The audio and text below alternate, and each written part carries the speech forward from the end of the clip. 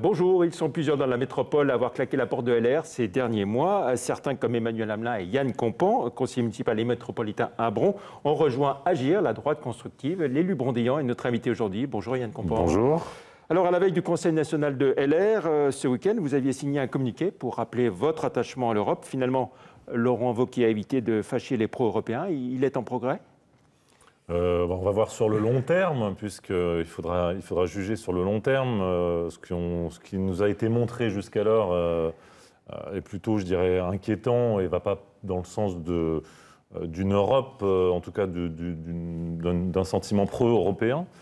Donc à suivre, à confirmer. On sait depuis de Maastricht que le RPR, puis l'IMP, puis les Républicains ont été profondément divisés sur la question européenne. C'est vraiment la personne de Laurent Wauquiez qui vous a poussé à quitter LR plus que la question européenne ? Non, ce n'est pas la personne de Laurent Wauquiez, parce que je n'ai rien contre Laurent Wauquiez en tant que personne, bien évidemment. Non, c'est la dérive des idées qui m'a poussé à faire mon choix. On sent que depuis la primaire des Républicains qui a eu lieu avant la présidentielle, on sent effectivement une crispation, on sent une dérive, on sent une sorte de repli sur soi, et observant ça, je pouvais pas continuer. Et ce qui m'a marqué, c'est le deuxième tour de la présidentielle. Oui. Qu'est-ce que vous reprochez à Laurent Wauquiez, plus spécialement la façon dont il dirige le parti depuis 7 mois ? Laurent Wauquiez, en fait, il nous fait croire que son problème, c'est Macron, mais en fait, son problème, c'est pas Macron. Le problème de Laurent Wauquiez, aujourd'hui, c'est les Le Pen, puisqu'il est totalement tourné et focalisé. Il a tourné en tout cas le parti vers cet objectif, c'est-à-dire prendre la place ou en tout cas prendre l'ascendant sur le FN. Moi, vous savez, j'ai travaillé dans le marketing et dans le marketing, il y a une idée simple, c'est plus on fait de la publicité pour un produit, pour une idée, plus il se vend. Et ça fait des années, effectivement, que des personnes comme ça font de la publicité pour les idées du Front National, ce qui fait qu'aujourd'hui, la plupart des militants les trouvent normales, certains électeurs les trouvent normales, et c'est ce que je reproche dans le fond à notre parti, c'est qu'à force de faire de la pub pour ces idées, on a fini par les accepter et par les faire siennes. Est-ce que vous avez des reproches à lui faire sur la façon dont il gère la région Auvergne-Rhône-Alpes ? Non, je regarde ça d'assez loin. Il ne faut pas non plus taper inutilement sur Laurent Wauquiez. Je pense qu'il y a des résultats au niveau de la région Rhône-Alpes, des résultats financiers, des résultats structurants, de méthodes, etc. Après, je sais qu'il est bien secondé. Je crois qu'il y a Étienne Blanc et des équipes qui font beaucoup de travail. Laurent Wauquiez, je pense, est surtout concentré sur un autre objectif aujourd'hui. À la primaire de la droite et du centre, vous souteniez Bruno Le Maire, oui, qui est en visite à Lyon aujourd'hui. Pourquoi est-ce que vous ne l'avez pas suivi dans son ralliement à Emmanuel Macron avec Édouard Philippe et Gérald Darmanin ? Moi, j'ai fait un choix au second tour de la présidentielle. Il faut bien comprendre que tout est parti de là. On avait un choix à faire entre la dérive vers le Front National ou la chance donnée à Emmanuel Macron de relever la France. Moi, j'ai fait ce choix-là.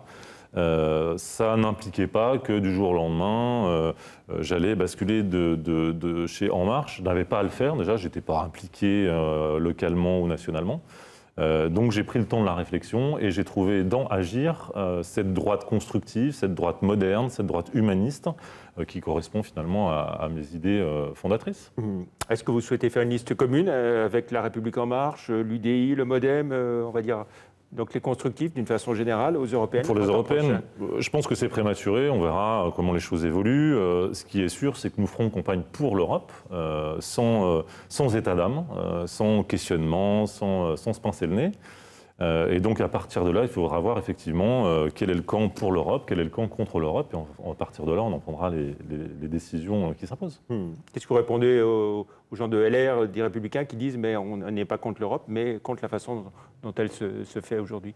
Oui, alors dont elle se met en place. On est bien d'accord que l'Europe aujourd'hui n'est pas parfaite. Bien évidemment, il y a des choses à changer. Simplement, aujourd'hui, quand on voit l'agressivité, notamment économique, des États-Unis, quand on voit ce qui se passe avec la crise des migrants, quand on voit ce qui se passe avec la montée des extrêmes en Europe, il faut effectivement être à fond derrière l'Europe et essayer de reconstruire et d'améliorer les choses qui peuvent l'être sans se poser de questions. Et pour les prochaines municipales à Bron, par exemple, cette fois-ci, vous pourriez vous retrouver sur une même liste avec La République En Marche, le PS, les centristes de François-Xavier Pénicaud ? Alors, vous allez inquiéter mes collègues de Bron. Non, j'ai dit que je prenais du recul à Bron et je tiendrai ma parole. En revanche, effectivement, j'aurai mon mot à dire et je suis ça de très très près. Mais vous ne serez pas nouveau candidat sur une liste ? Je ne serai pas candidat, en tout cas en tête de liste. Mais en tout cas, je suivrai ça avec attention et j'apporterai mon soutien à qui me semblera le mieux pour notre ville. Jean-Michel Longueval est-il un bon maire de Bron? Jean-Michel Longueval n'a pas pris la mesure de ce qu'il faut faire à Bron. Il gère en bon père de famille, tranquillement la ville, et ça manque terriblement d'ambition et de vision pour l'avenir. Qu'est-ce que vous répondez à Michel Forissier quand il dit, en commentant les départs de Nora Berra, d'Emmanuel Hamelin et le vôtre, des Républicains, les élus qui comptent dans l'agglomération sont tous restés au sein de LR? Vous savez, il y a un proverbe qui dit on comptera les bouses après la foire, donc on verra en 2020 comment les choses se passent et comment les choses évoluent. Aujourd'hui, je crois très sincèrement que l'image des partis est dégradée, démonétisée, et qu'il faut changer la façon de s'engager en politique. Donc c'est bien de se réunir entre soi et de se dire que tout va bien, mais il faut regarder un peu ce qui se passe à l'extérieur. Voilà. Et vous croyez en l'avenir d'Agir, la droite constructive? Bien sûr. Avec Franck Riester, Emmanuel Hamelin ici, entre autres? Emmanuel Hamelin, Frédéric Lefebvre, etc. Oui, on a eu un congrès fondateur il n'y a pas très longtemps, on en aura un nouveau à la rentrée, donc ça avance. Merci beaucoup. Merci pour votre invitation. D'être venu dans l'invité de la rédaction. Merci, bonne journée, au revoir. Au revoir.